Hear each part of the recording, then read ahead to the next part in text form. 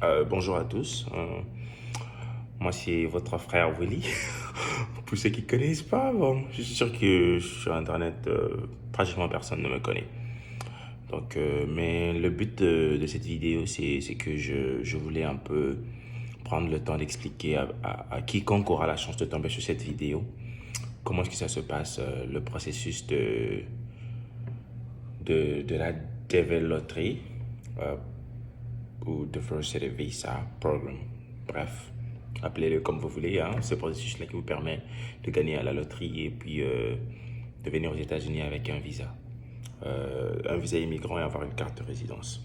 Pourquoi je fais ça? Parce que moi-même, j'habite aux États-Unis à Dallas et je suis dans ce pays à cause de ce processus-là. Et j'ai beaucoup d'amis qui ont tout le temps des questions, qui viennent vers moi, ils veulent savoir comment ça se passe, etc.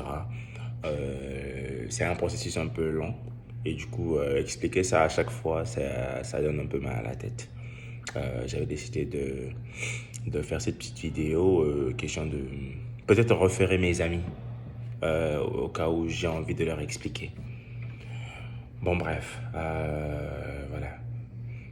Excusez-moi si la qualité de la vidéo n'est pas bonne d'ailleurs en passant. Je crée pas du contenu sur Internet. Je suis en train de me filmer depuis mon téléphone et pour partager l'information quoi. Enfin bref. La dévéloterie, c'est un processus qui a été mis en place par le gouvernement américain, je crois, vers la fin des années 90. Comment ça marche? C'est juste un processus très simple qui permet à quelqu'un qui aspire à immigrer aux États-Unis euh, d'envoyer une candidature, un dossier en quelque sorte. Et puis, au bout de 6 mois, de connaître si ils ont oui ou non gagné. Ou s'ils ont oui ou non été sélectionnés, pour utiliser le propre terme. C'est une sélection automatique. Donc, une fois que vous faites ça, ça commence en octobre, commençant avec le commencement. Donc, le gouvernement américain, dans le souci de ne pas se retrouver un jour à un vieillissement de la population, ils avaient estimé que ce processus-là serait le moyen pour assurer l'immigration permanente aux États-Unis pour que la population puisse se renouveler. Parce qu'il ne faut pas le se mentir, l'Amérique, c'est les immigrés. Euh, Ça commence chaque année, vers octobre. Donc, si ça commence pendant un mois, si ça commence en octobre le 5, ça veut dire qu'en novembre le 5, ils vont clôturer. Donc, une fois que vous faites ça, vous envoyez votre dossier pendant la période d'ouverture.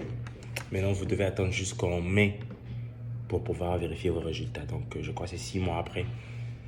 Maintenant, une fois que vous vérifiez les résultats, euh, déjà, il faut rappeler que c'est gratuit.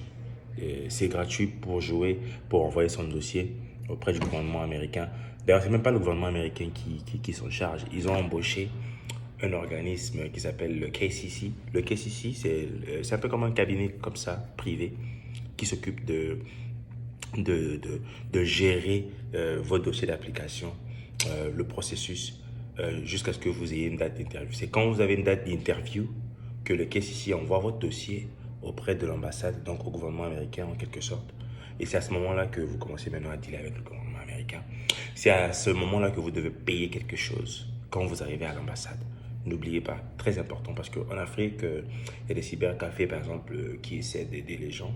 Je comprends bien l'intention de vouloir aider, mais nos populations sont pauvres. Et chez moi, au Congo, surtout ceux qui font, ils abusent. Ils demandent 500 000 par personne pour pouvoir, soi-disant, suivre le dossier, alors qu'il n'y a pas un dossier. Une fois que vous gagnez, tout ce que vous voulez faire, c'est juste remplir un simple formulaire en ligne. Ça s'appelle le formulaire DS60. Désolé, je vais un peu fermer la porte. J'attends un ami pour venir jouer au billard. Donc, je vais commencer à expliquer un peu. Donc, je vais fermer la porte pour ne pas déranger les gens.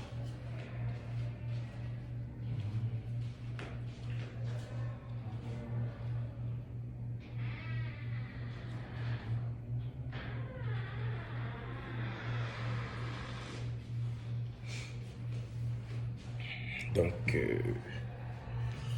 ça. Euh, une fois que, une fois que vous avez gagné, vous avez vérifié en mai, quand vous avez vérifié, parce que quand vous jouez, on vous donne un récépissé. Et Une fois que vous vérifiez avec votre code, au mois de mai, vous avez gagné, etc. Excusez-moi, hein, je suis pas youtubeur, je ne sais pas parler comme ça en public, expliquer les choses, c'est pas forcément quelque chose dont je suis à l'aise avec. Donc, je suis en train de faire de mon mieux, de classer mes pensées dans ma tête pour que j'oublie aucun point, pour que je couvre au moins superficiellement tous les points. Au moins les choses dont les gens me demandent le plus, quoi, les questions qui reviennent le plus.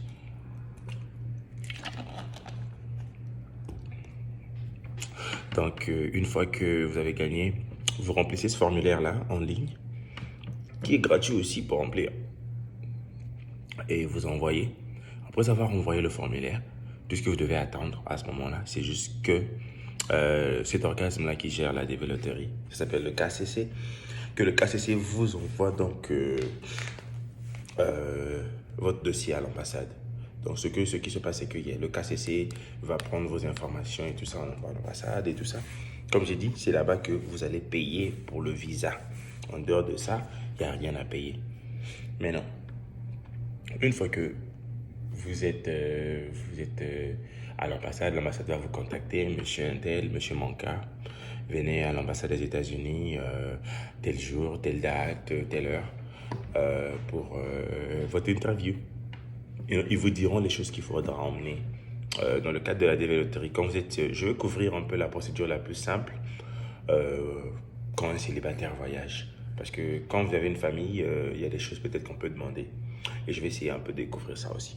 Mais on va se focus sur quand un célibataire veut venir. Qu'est-ce qu'on demande? Parce que c'est comme ça que moi j'ai fait. Donc, quand tu es seul, n'oubliez pas la condition sine qua non pour avoir le visa loterie, c'est avoir un baccalauréat, high school diploma ou comment vous appelez ça dans votre pays. Mais le diplôme que vous obtenez après avoir fini vos études supérieures, secondaires, non. Le lycée, nous on appelle le lycée au Congo. Et je sais qu'il y a beaucoup de pays qui appellent ça différemment. Anyway, voilà. Une fois que vous avez fini d'avoir ce diplôme-là, vous avez eu ce diplôme-là, ça c'est la seule condition en fait pour être gagnant, pour bénéficier d'un visa, il faut avoir un bac. Donc, c'est la condition sine qua non. Et quand un célibataire a son dossier qui est parti à l'ambassade, tout ce qu'il doit faire, l'ambassade lui dira des choses à emmener. Souvent, c'est des examens médicaux qu'il faut aller faire dans une clinique désignée par l'ambassade. Ils vont demander de traduire ou pas, ça dépend de quel pays vous êtes. Et puis, ils vont demander votre passeport, votre bac, et puis les frais pour payer le visa. Et moi, dans mon cas, il y avait un casier judiciaire aussi qu'on avait demandé. Je sais plus. Donc, comme je dis, les conditions dépendent de chaque pays. Mais le principe, c'est que quand vous gagnez la DV Loterie, les choses comme les relevés bancaires ou preuves d'hébergement, comme on voit en France là, il y en a pas. Donc, c'est ça le plus important. La DV Loterie, pour gagner ou bénéficier de ça, ou pour avoir ce visa-là, afin d'avoir ta résidence américaine, il n'y a pas de bank statement, comme on appelle ça en français. J'ai déjà dit le mot. Donc, on ne demande pas les relevés bancaires, on ne demande rien du tout. Aux preuves de quoi, non. Tout ce que vous allez avoir, c'est votre bac, de quoi payer votre visa sur place, vos examens médicaux, le casier judiciaire, votre passeport. C'est tout ce qu'il faut avoir. Ça, c'était dans mon cas. Et une fois que vous passez votre interview, voilà. Une fois que vous passez votre interview, si tout est clair, ils vont vous dire ok, félicitations. On va pas dire félicitations, ils vont vous dire voilà, on va vous appeler pour récupérer votre passeport. Ça veut dire que vous avez eu le visa. Mais quand on vous refuse ça aussitôt, quand vous refusez le visa, c'est aussitôt qu'on va vous dire ah non, prenez votre visa, on vous donne pas le visa. Mais comme on dit en Afrique, quand tu as gagné visa, quand tu as gagné visa là, on te dira de passer à une date différente pour venir récupérer votre passeport. Et voilà, une fois que vous avez le visa, ça c'est là où beaucoup de gens ont beaucoup de questions. Premièrement, le gouvernement américain ne vous a pas appelé. Vous n'êtes pas réfugié. Donc vous ne cherchez pas une protection. Vous êtes un immigré. Vous avez immigré. Vous avez eu un visa immigration. Donc ce qui veut dire, Le gouvernement américain ne va pas payer ton billet. Le gouvernement américain ne va pas t'héberger. Le gouvernement américain ne va pas te donner du travail. Le gouvernement américain ne va pas te donner à manger. Non, ça c'est des choses qui sont sur toi. Beaucoup de gens confondent les choses juste. Faut qu'on explique aux gens, il y a différents types d'immigration. Les réfugiés qui fuient un pays en guerre, ça c'est sous le HCR. Et le HCR va faire en sorte que le gouvernement facilite certaines choses comme le logement, le travail, la nourriture, tout ça. Oui, c'est bon. Mais vous êtes un immigré, vous avez eu un visa d'immigration. Donc, c'est à vous de payer votre billet. C'est à vous de choisir où vous voulez aller habiter. C'est à vous de contacter vos proches, vos amis, de chercher à être hébergé. Sinon, vous venez ici, vous êtes dans la rue. Tout ce que le gouvernement vous accorde, c'est le visa et la carte de résidence. Parce que euh, le truc, c'est que le processus, il y avait quelqu'un qui est passé, donc ça m'a un peu... Je voulais juste make sure que je ne suis pas trop loud. Ce que la DV vous donne droit, c'est le droit à être légal aux États-Unis. Parce que quand vous venez avec la DV Loterie, vous avez droit à avoir une carte de séjour, vous avez même un numéro pour ça, et on va même vous envoyer votre carte de sécurité sociale. Ça, c'est les deux documents dont tu as besoin pour commencer ta vie pour un étranger. Quelque chose qui justifie ta présence sur le territoire, soit un permis de travail, ou une carte de résidence, ou un numéro de sécurité sociale. Ça, c'est ce que le gouvernement vous envoie. Et tu payes même pour ça. Tu payes pour que tu aies tes papiers là. Donc, le gouvernement américain ne fait pas des cadeaux aux gens. Souvent, en Afrique, tu entends, oh non, prise en charge. Non, non. Ce que j'ai vu, par contre, c'est qu'en RDC, c'est surtout ce que nos frères de là-bas font. Ils ont des gens qui sont déjà ici aux États-Unis, qui vont s'organiser à accueillir des autres qui viennent, en même payant leurs billets, leur aidant avec les frais de voyage. Et puis, les gens là vont venir ici, ils vont avoir vos passeports entre leurs mains et vous devez payer la totalité de leur argent. Ils mettent des intérêts folles, des taux d'intérêt, ils mettent des taux d'intérêt crazy. Et après, vous devez payer leur argent pour qu'ils puissent vous libérer vos papiers. Donc, sinon, quand on entend prise en charge, DV Loterie, ça ne vient pas du gouvernement américain. Vous payez tout vous-même. Voilà. Maintenant, après avoir un peu expliqué comment ça se passe et tout, je vais essayer de couvrir un peu quelques questions que beaucoup de gens ont, que j'essaie souvent de répondre souvent aussi. J'aurais voulu vraiment écrire ces questions-là sur un papier moi-même. Comme ça, je me les réponds moi-même.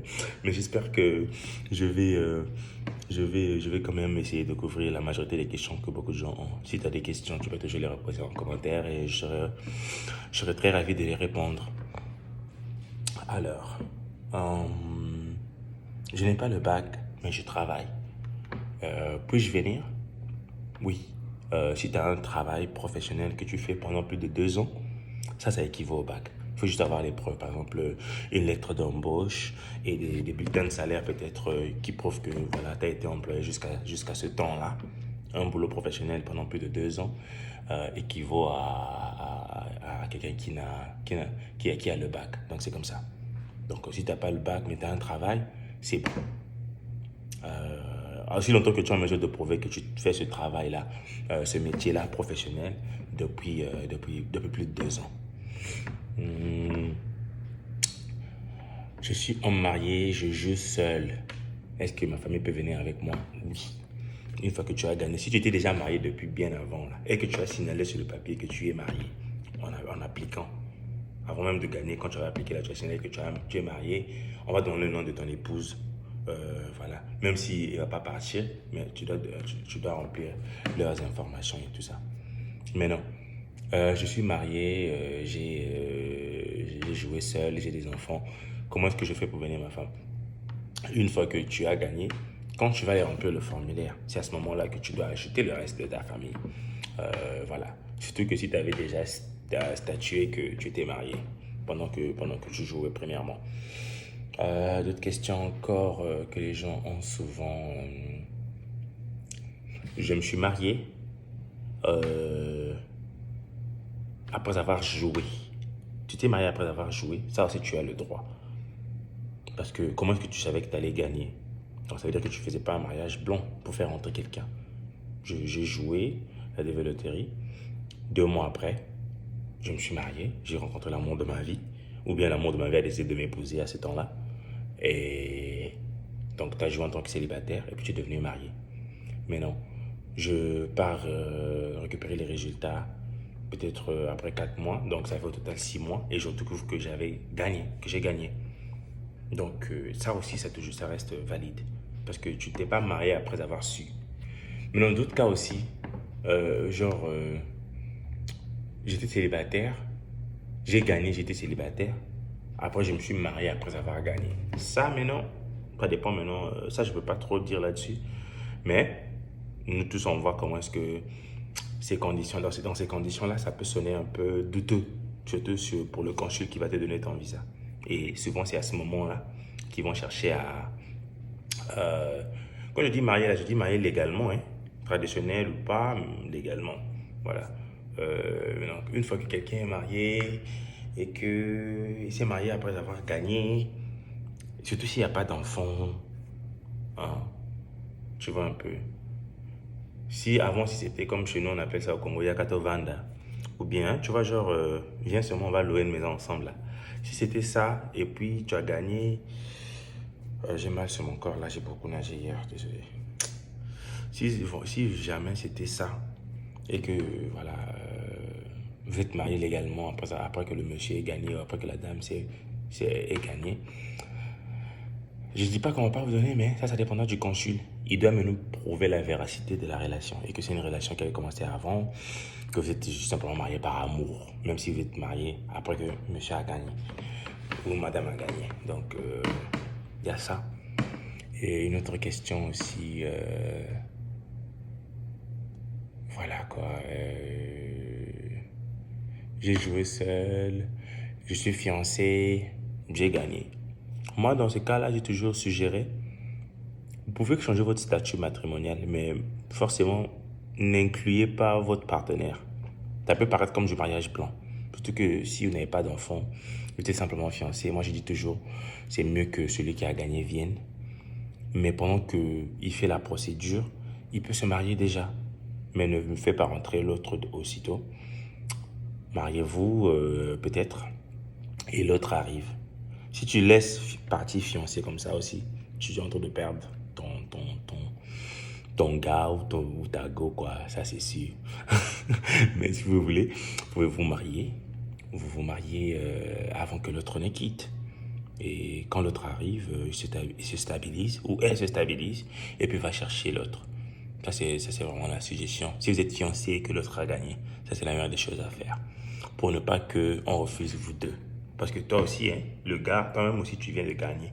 Si tu me regardes et que tu es gagnant toi-même, c'est vrai, tu aimes ton gars, mais si tu n'inclus pas dans le dossier correctement et que tu arrives là-bas, on vous refuse le visa à vous deux, toi, tu as perdu plus que l'autre parce que l'autre, tu voulais simplement l'inclure, mais c'est toi qui as gagné.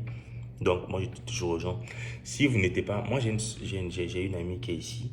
Elle a fait ça avec son mari à la maison. Ils ont fait ça avec son mari qui a gagné. Ils étaient mariés depuis peut-être plus de 13 ans. Ils avaient plus de 4 enfants. Ça passe très simple. Quand c'est comme ça, il n'y a pas de simple. Elle a son nom, le nom de la femme partout au boulot. Partout au boulot, le nom de la femme, c'est le nom de son mari. Donc, sur son passeport, c'est écrit Madame telle, née telle. C'est comme ça. Donc là, il n'y a rien à prouver. C'est une relation sincère, solide, qui existait depuis.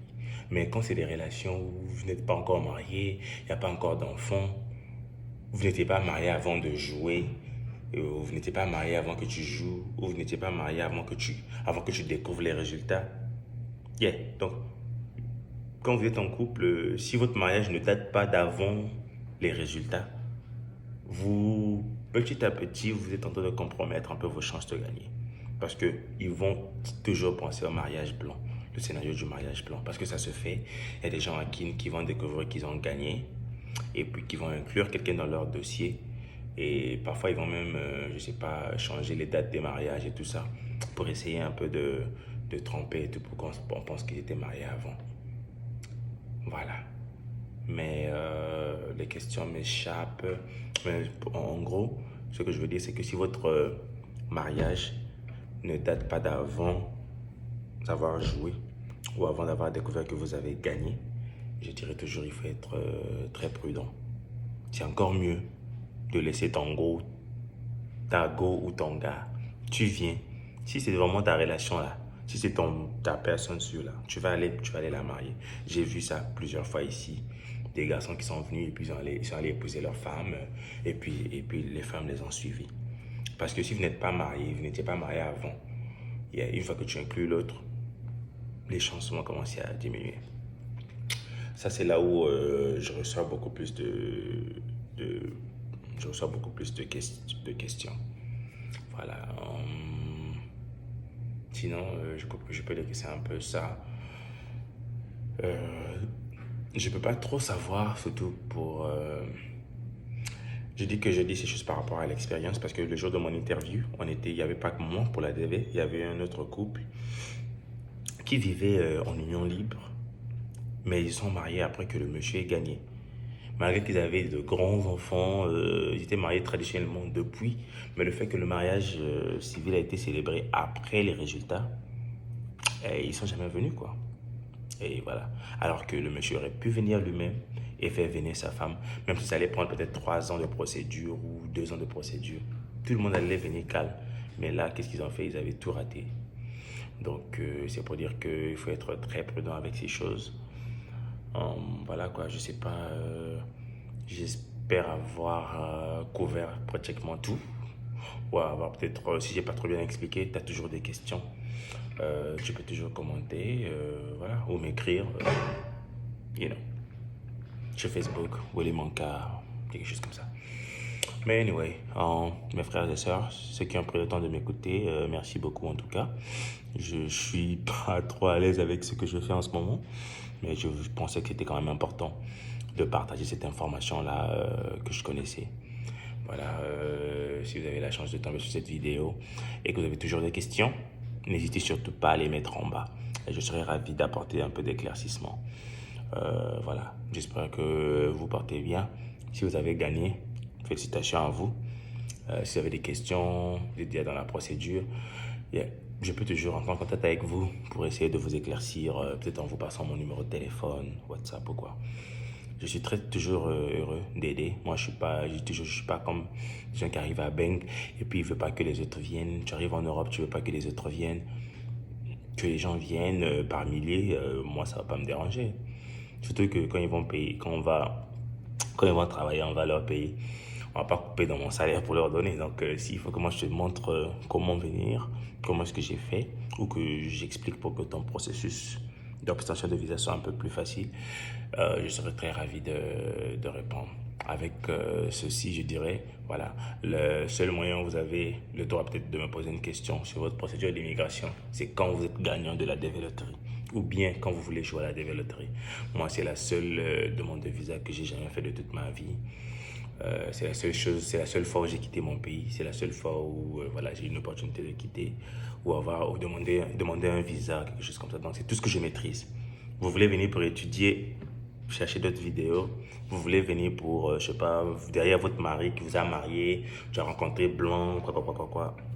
Ou vous voulez venir touriste et puis demander l'asile, aller chercher d'autres vidéos. Moi, je parle simplement aux gagnants de la DVLT parce que c'est la seule procédure que moi je maîtrise. Là, je peux vous donner une information qui ne sera pas compromettante. C'est vrai, ils changent ça chaque année, des lois changent, mais la procédure, il reste le même, quoi. Il y a quelques détails qui changent seulement.